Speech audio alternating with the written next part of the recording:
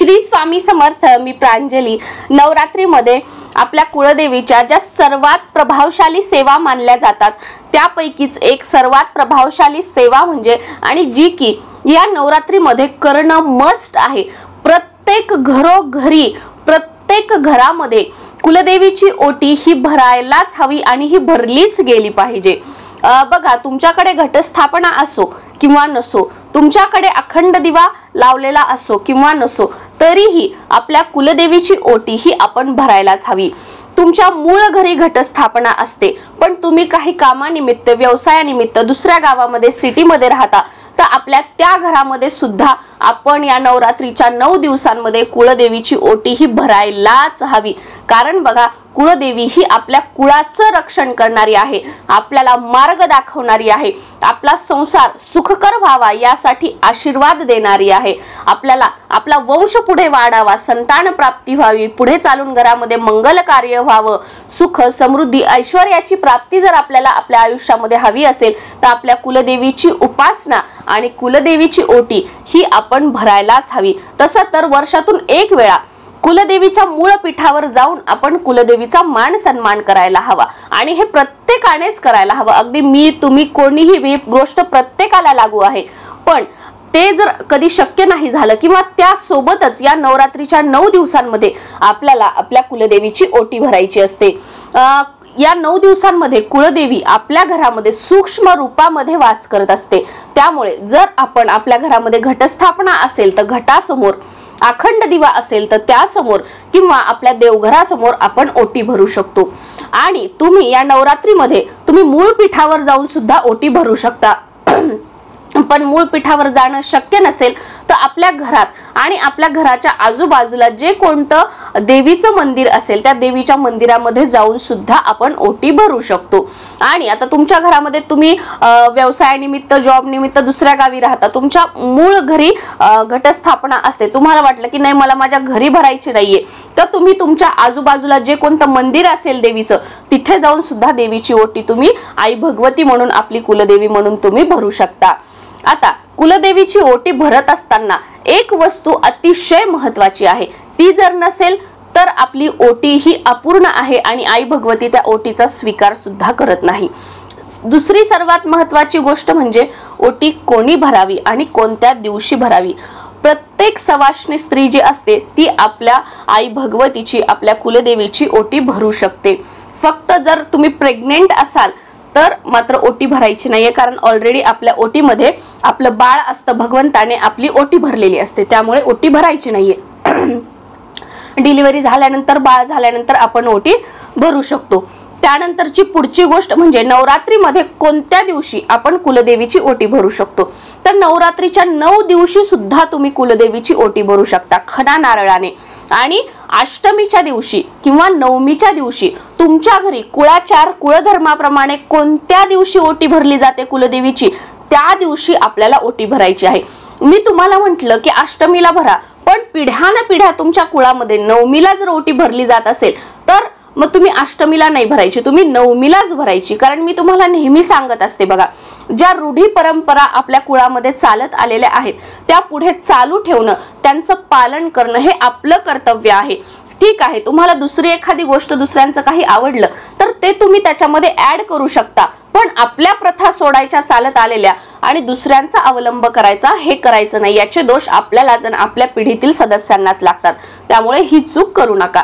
तुमच्या कुळाचाराप्रमाणे कोणत्या दिवशी ओटी भरली जाते त्या दिवशी तुम्ही ओटी भरा. आणि तुम्हाला हवं असेल तर अगदी 9 दिवस खणा नारळाने ओटी भरा आणि 1 दिवस कुळाचाराप्रमाणे अगदी ज्या पद्धतीने आता सांगणार आहे आपण, ज्याला म्हणतो मान सन्मान, त्या पद्धतीने आपल्याला ओटी भरायची आहे.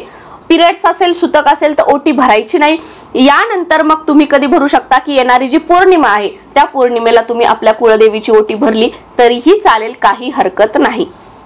आता ओटी घेताना साहित्य काय घ्यायचं आहे बघा. ओटी भरण्यासाठी घरातली साडी काढली आणि ओटी भरली, फक्त भरली जाते म्हणून ओटी भरली, या सेवेला अर्थ नाही. याने कुलदेवीची कृपा प्राप्त होत नाही. जोपर्यंत आपण द्यायला शिकत नाही तोपर्यंत आपल्याला मिळेल कसं? आणि जेही देताय ते निस्वार्थपणे द्या. ते कोणाला देतोय आपण? आपल्या कुळाचं रक्षण करणाऱ्या कुलदेवीला.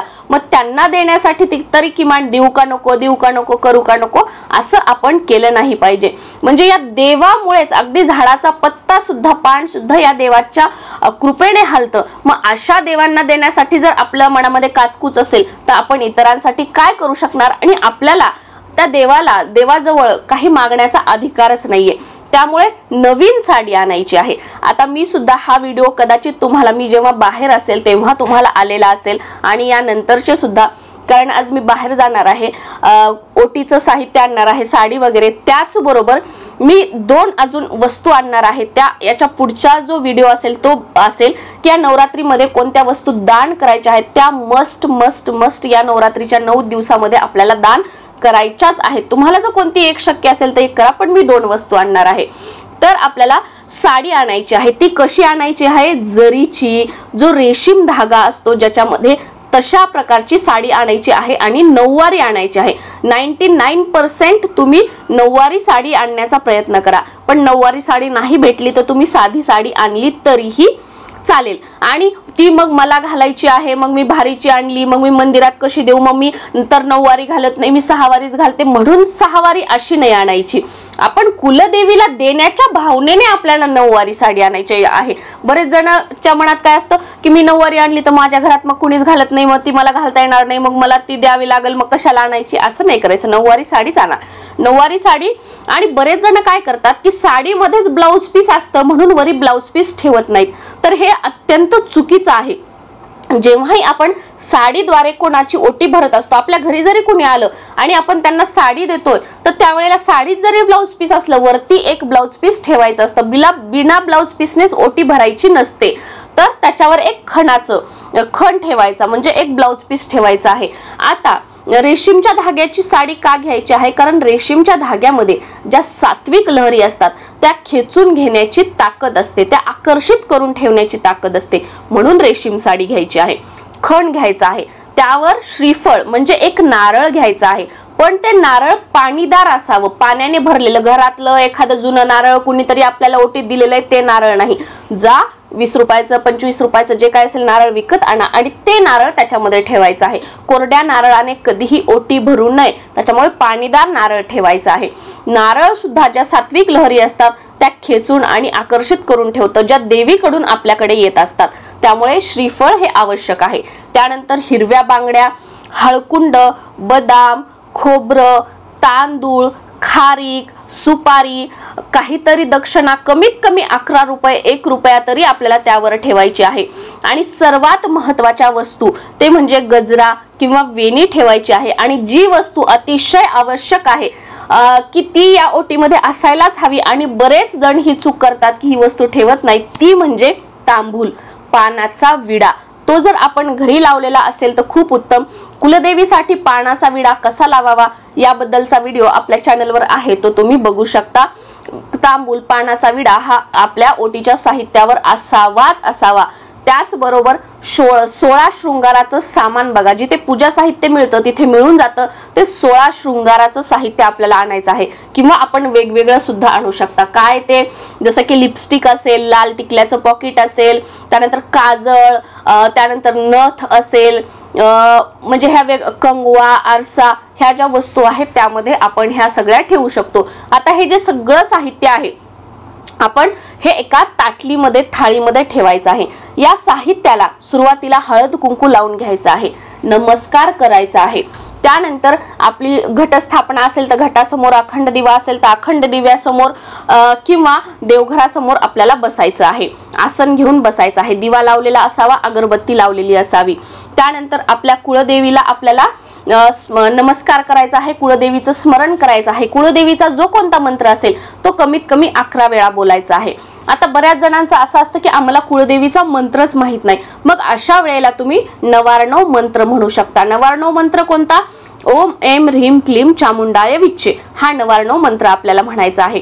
त्यानंतर आपल्याला काय करायचं, ही जी थाळी आहे, जे आपण ओटीचं साहित्य घेतलेलं आहे, त्याही अगोदर आपल्या कुलदेवीला आपल्याला नमस्कार वगैरे करून आपण घेतला आहे. ही जी थाळी आहे ती आपल्याला आपल्या छातीच्या अशी जवळ, जे काळजाच्या जवळ आपण म्हणतो, ती अशी समोरासमोर आपल्याला पकडायची आहे. कुलदेवीचं नाव घ्यायचं आहे, आपलं नाव, आपलं गोत्र आणि आई कुलदेवीला विनंती करायची आहे की मी तुझी खना नारळानं ओटी भरत आहे. आई भगवती, तू आमच्या या घरामध्ये सूक्ष्म रूपामध्ये आहेस, या ओटीचा स्वीकार कर. आणि ही ओटी भरत असताना जर माझ्याकडून काही चुका भुल्या झाल्या, एखादी वस्तू जर नसेल माझ्याकडून चुकून राहिली असेल तर त्याबद्दल मला क्षमा कर. तुझी कृपा, तुझा आशीर्वाद आमच्यावर, माझ्या संपूर्ण कुटुंबावर असू दे आणि तुझ्या छत्रछायेखाली आम्हा सर्वांना हे आयुष्य जगण्यासाठी, आयुष्यामध्ये चांगल्याची वाईटाची जाणीव करून देण्यासाठी आणि हे आयुष्य जगण्यासाठी एक प्रकारचं पाठबळ जे आहे तुझं आम्हाला लाभू दे. जी काही आपल्याला प्रत्येकाला वाटतं ती विनंती करायची आहे आणि ही ओटी जी आहे ती तिथे आपल्याला समोर ठेवायची आहे. आता ह्याच्यावर सगळे आपण तांदूळ वगैरे ठेवले आणि ही ओटी अशी ठेवली म्हणजे ओटी झाली का? नाही. ओटी भरताना जे तांदूळ, ते खोबरं वगैरे हे सगळं आहे ते एका कुंड्यामध्ये म्हणजे पातेल्यामध्ये ठेवायचं आणि त्याने आपल्याला ते तांदळामध्ये ते त्याच्यावर ठेवून आपल्याला ओटी भरायची आहे. म्हणजे आपण कुणी आल्यानंतर नाही का असं आपण तांदूळ बघा हे ठेवतो, त्याच्यामध्ये खारी, खोबरं, सुपारी हे सगळं, मग तशी आपल्याला ओटी भरायची आहे. तर या पद्धतीने आपण कुळदेवीची ओटी भरू शकतो. आता कुळदेवीची ओटी भरल्यानंतर जेव्हा आपण मंदिरामध्ये भरत आहोत ते सगळं साहित्य तिथेच राहील.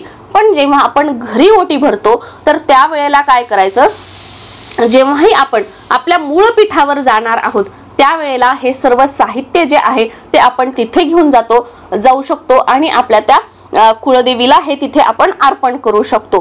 पण आता तुम्हाला लवकरच म्हणजे मूळ पीठावर जाणं शक्य नाहीये तर तुम्ही काय करू शकता, घराच्या आजूबाजूला नवरात्र झाल्यानंतर जिथे कुठे देवीचं मंदिर आहे त्या देवीच्या मंदिरामध्ये जाऊन जशास तशी जी ओटी आहे ती आपण तिथे अर्पण करू शकतो. ही दुसरी पद्धत. तिसरी पद्धत म्हणजे काय, ती जी साडी आहे ती आपल्या घरातील कुलस्त्रीने म्हणजे आपलं जे गोत्र आहे, आपल्या गोत्रातल्या ज्या स्त्रिया आहेत, आपली आई, आपली बहीण त्या नाही, त्यांचं गोत्र दुसरं आहे.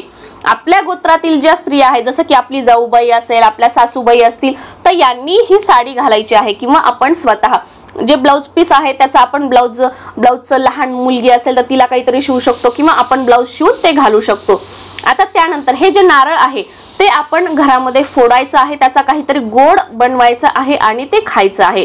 तांदूळ जे आहेत ते आपल्या जे साठवणीतले तांदूळ आहेत, धान्य आहे त्याच्यामध्ये ते टाकायचे आहेत आणि बाकीचं जे 16 शृंगार आहे ते आपण वापरू शकतो किंवा तुम्हाला मी सांगितल्याप्रमाणे तुम्ही देवीच्या मंदिरामध्ये हे सगळं ठेवू शकता. आणि अजून एक महत्त्वाची गोष्ट, ही ओटी भरताना त्या ओटीच्या साहित्यामध्ये फळ सुद्धा असावं. 5 प्रकारचे फळ असतील तर खूप उत्तम, पण 5 प्रकारचे नसतील तर अगदी एक फळ असेल तरीही चालेल. ओटी भरून झाल्यानंतर संपूर्ण आपल्या घरामध्ये जे आपला परिवार आहे, आपले कुटुंब आहे, त्या सर्वांनी आपल्या कुळाच्या कुलस्वामिनीला, कुलदेवीला नमस्कार करायचा आहे, कुलदेवीचा जय जयकार करायचा आहे आणि त्यानंतर अजून एक वेळा नमस्कार करून आपलं आसन आपल्याला सोडायचं आहे. तर या पद्धतीने अष्टमीच्या दिवशी किंवा नवमीच्या दिवशी किंवा तुमच्या कुळाच्या आचाराप्रमाणे त्या दिवशी किंवा नवरात्रीच्या कोणत्याही दिवशी आपण कुळदेवीची ओटी अशा पद्धतीने भरू शकतो, साध्या आणि सोप्या. श्री स्वामी समर्थ.